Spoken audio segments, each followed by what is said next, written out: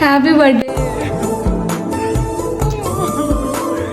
Hello guys, ఈ రోజు Nandini birthday అని చెప్పి నేనైతే విషెస్ అయితే చెప్పాను. ఇంకా తన బర్త్డే గిఫ్ట్ గా నేనైతే కేక్ అయితే కట్ చేయించాలనుకున్నా. ఇంకా కేక్ తీసుకొని అయితే వాళ్ళ ఊరికైతే వెళ్ళిపోయాను. మా ఊరు నుంచి వాళ్ళ ఊరికైతే 10 కిలోమీటర్స్ అయితే ఉంటది.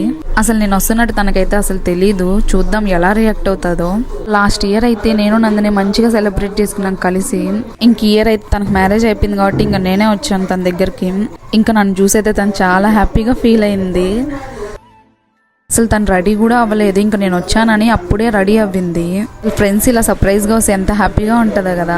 ఇంకా తనకైతే కేక్ అయితే కట్ చేయించాను. అసలు మా ఫ్రెండ్స్ అందరూ వచ్చింటే ఇంకా చాలా బాగుండేది. అసలు మేమందరం కలిసామంటే చాలా బాగా ఎంజాయ్ చేస్తాము.